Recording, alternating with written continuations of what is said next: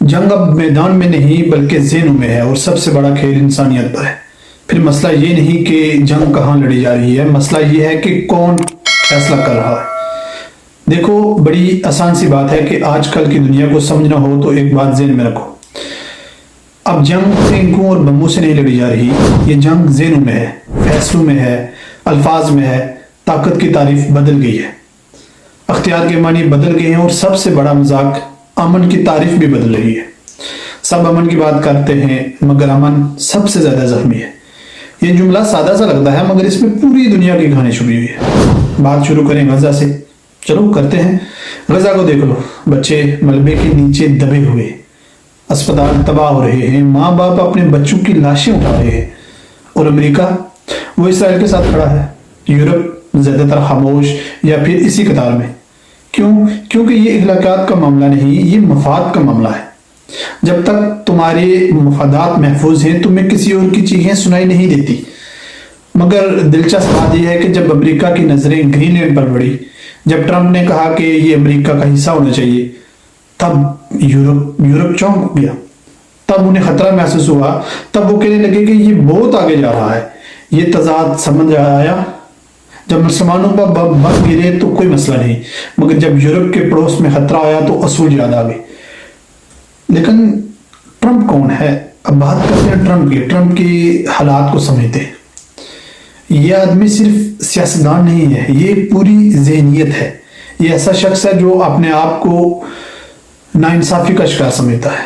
Trump کہتا ہے کہ میں نے 8 جنگیں رکوائی ہوں گی، شاید چاہتا ہے کہ دنیا اسے امن کا ہیرو تسلیم کرے، نوبل پیس پرائز چاہتا ہے، مگر جب یہ نام نہیں ملتا تو اندر ایک غصہ، ایک کڑواہٹ پیدا ہوتی ہے۔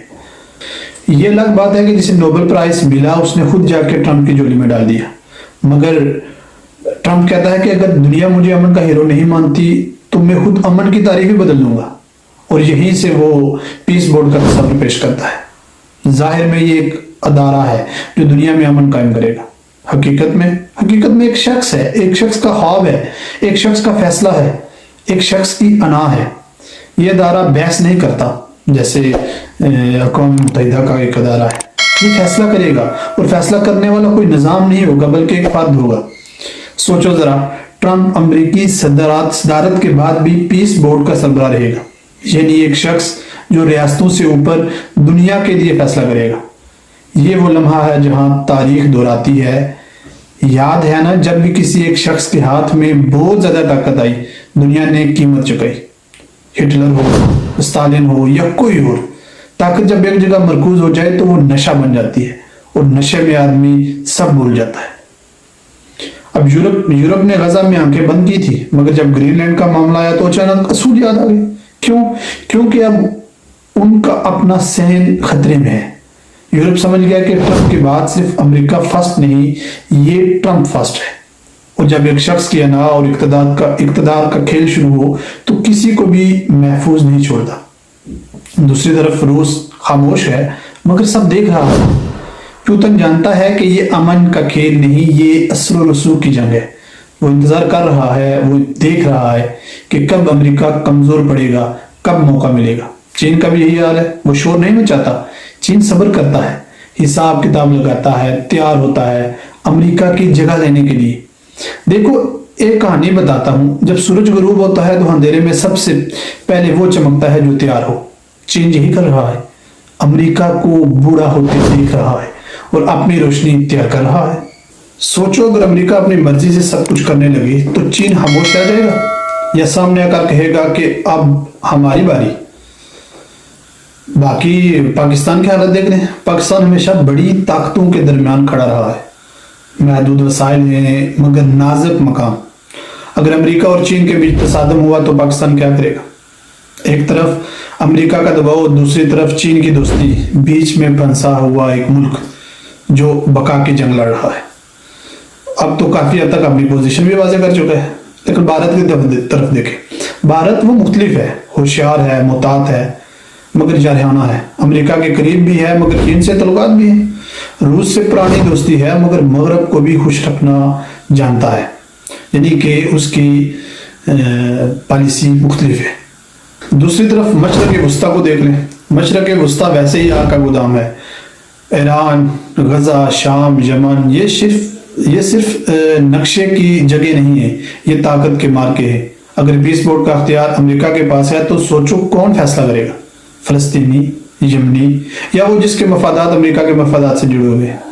مسلم دنیا کے لیے اس وقت سب سے بڑی الجھن یہ ہے کہ وہ امید و دلاسے سے یہ سنتے ہیں کہ یہ امن کے وعدے ہیں، مگر دل میں خوف ہے کہ یہ وعدے صرف طاقتور کے حق میں ہوں گے یا ایک منصفانہ.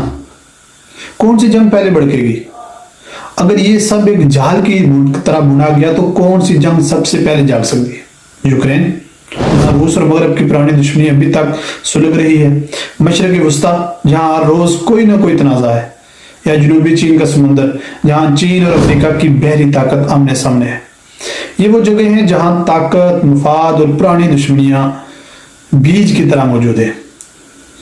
یعنی کہ ایک چھوٹی سی چنگاری ہی اس آگ کو بھڑکانے کے لیے کافی ہے. ایک چھوٹا سا واقعہ، ایک چھوٹا سا غلط فیصلہ اس کو اشتعال دے گا اور پوری دنیا آگ میں آ جائے گی. اب سوال یہ ذہن میں آتا ہے کہ کیا دنیا میں طاقت کا توازن برقرار رہ سکتا ہے؟ تاریخ بتاتی ہے کہ طاقت کا توازن کبھی بھی ایک ہاتھ میں نہیں رہتا. روم گرا، منگول سلطنت ختم ہوئی، برطانوی سلطنت گر گئی، سب وقت کے ساتھ بدلتا گیا.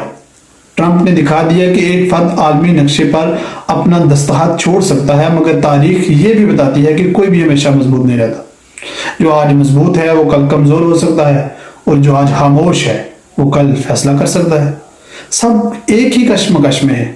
پاکستان، بھارت، مسلم دنیا، یورپ، روس، چین، امریکہ، سب ایک ہی کشمکش میں ہیں.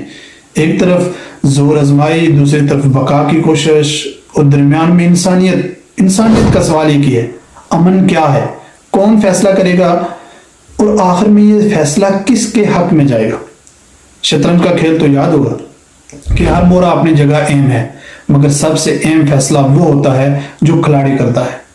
آج کی دنیا بھی ایسی ہی ہے.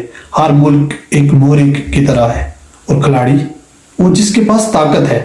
مگر شطرنج میں ایک بات اور ہوتی ہے: جب کھیل ختم ہوتا ہے تو بادشاہ اور پیادہ ایک ہی ڈبے میں واپس جاتے ہیں. آخر میں سوال وہی ہے: امن اگر ایک شخص کی انا سے جڑ جائے تو کیا واقعی امن ہے یا صرف اقتدار کا کھیل ہے؟ دنیا کو آج سب سے زیادہ جس چیز کی ضرورت ہے وہ پیس بورڈ نہیں ہے، بلکہ اس سوال ہے کہ کیا ہم واقعی امن چاہتے ہیں یا صرف امن جس پر ہمارے دستخط ہوں. یعنی کہ امن دو طرح کا ہو گیا: ایک وہ جو واقعی امن ہے کہ ہمیں وہ چاہیے، یا وہ امن ہمیں چاہیے جس کے اوپر ہم دستخط کریں گے اور جو ہم طے کریں گے وہ امن ہے، وہی امن ہمیں چاہیے. یہی وہ لمحہ ہے جس میں ہم سب کھڑے ہیں. طاقت، تناؤ، مفاد اور انسانیت کے درمیان ایک نازک لکیر ہے جسے عبور کرنے والا فیصلہ کرے گا کہ دنیا کس سمجھ جائے گی. تو بس یہ ہے آج کی دنیا کی کہانی. نہ کوئی ہیرو ہے نہ ویلن ہے، سب اپنی اپنی جگہ کھڑے ہیں اپنے اپنے مفادات کے ساتھ، اور بیچ میں عام آدمی جو صرف امن چاہتا ہے مگر اسے وہ بھی میسر نہیں.